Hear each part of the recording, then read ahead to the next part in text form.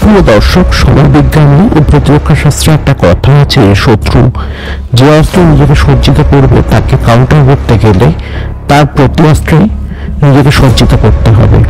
যেমন বিমান আক্রমণ প্রতিহত করতে গেলে বিমান বিধ্বংসী অস্ত্র প্রণালী মোতায়েন করতে হয়। এখন খবরের প্রকাশ পাকিস্তান ও বাংলাদেশ ভারতকে চাপে রাখতে ব্রিফম্যানশিপ পলিসি নিয়েছে, অর্থাৎ বঙ্গোপসাগরের আরব সাগরে ভারতীয় নৌবাহিনীর একাধিপত্য রুখতে তাদের নৌবাহিনীতে যথাক্রমে চীন হায়ার ক্লাস ও দক্ষিণ কোরিয়ান জ্যাং বোগো ক্লাস সাবমেরিন উন্নত সংস্করণ কিনতে চলেছে। এখন এই হায়ার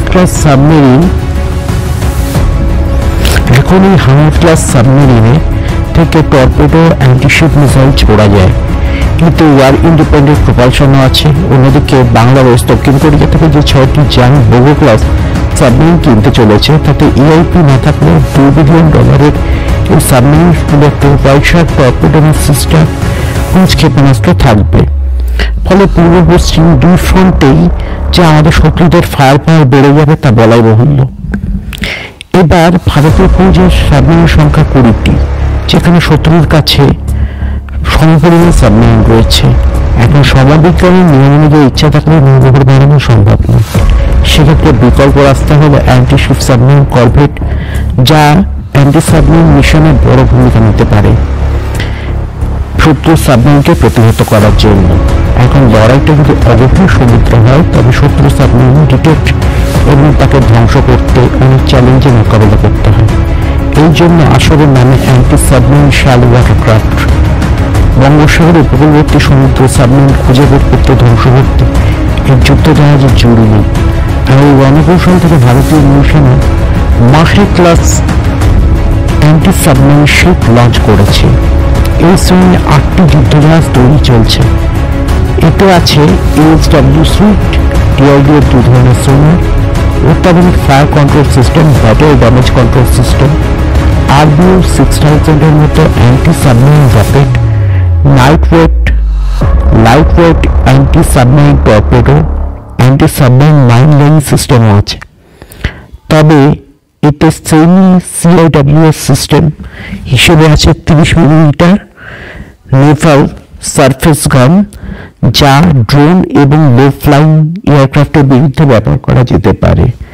এছাড়া আছে 12.7 মিলিমিটার স্টেবিলাইজড রিমোট কন্ট্রোল গান, যা নজর এড়িয়ে ভারতীয় নৌসেনা, বাংলাদেশ বা পাকিস্তান সাবমেরিন চলাফেরা করা সম্ভব নয়। কিন্তু এই যুদ্ধজাহাজে কিছু খামতি আছে, যে কারণে ভারী যুদ্ধে এই জাহাজ যথেষ্ট ভালনারেবল। প্রথমত, এতে প্রকৃত অর্থে কোনো CIWS বা ক্লোজিং ওয়েপন সিস্টেম নেই।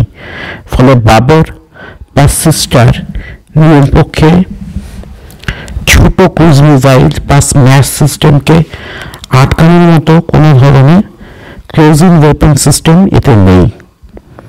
দ্বিতীয়ত, এতে মারিচ অ্যান্টি টর্পেডো কাউন্টার মেজারও নেই। তৃতীয়ত, এটা আকাশ সুরক্ষা ব্যবস্থা এবং SFM বা সি ক্যাপ্টরেতে বসানো নেই। ফলে অ্যান্টিশিপ এরিয়াল থ্রেট এই জাহাজের জন্য বড় সমস্যা। চতুর্থত, কামার্তা ক্লাসের মতো ভারী কামান বা অ্যান্টিশিপ মিসাইল নেই।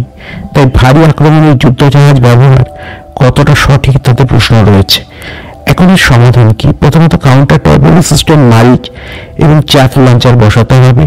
দ্বিতীয়ত, এতে ছোট মাঝারি পাল্লার অ্যান্টিশিপ মিসাইল যেমন ম্যাজেল MF সিস্টেম বসানো একটা ভালো বিকল্প হতে পারে। তৃতীয়ত, আকাশ সুরক্ষা ব্যবস্থা হিসেবে VLSR-7 বসাতে হবে। নিয়ম পক্ষে V-SHORT সিস্টেম বসানো যেতে পারে। সবচেয়ে বড় কথা, ক্রুজ ক্ষেপণাস্ত্র আটকাতে একটি 630 মতো CIWS বসাতে হবে। বিকল্প ব্যবস্থা ও নেভাল সার্ফেস গার্ডকে প্ল্যাটফর্ম বানিয়ে তাতে CIWS ডেভেলপ করতে হবে। এটা এখনো হয়তো সম্ভব নয়, কিন্তু আপগ্রেডেশনের সময় এটা করা যেতে পারে। আমাদের দর্শকরা হয়তো ফিনান্সিয়াল প্রশ্নটা তুলবেন, কিন্তু মনে রাখতে হবে ভারত লোন বা রেমিনেন্সের উপর চলে না। ভারতের প্রতিরক্ষা বাজেট যথেষ্ট সক্ষম নৌবাহিনীর আধুনিকীকরণের জন্য। তাই ভারতকে প্রতিরক্ষা, বিশেষত নেভাল ওয়ারফেয়ার বিষয়ে ডাইনামিক্যালি চিন্তা করতে হবে। তবেই সমুদ্রে ভারতীয় নৌবাহিনী অপ্রতিরোধ হয়ে উঠবে। সকলে ভালো থাকবে। জয় হিন্দ।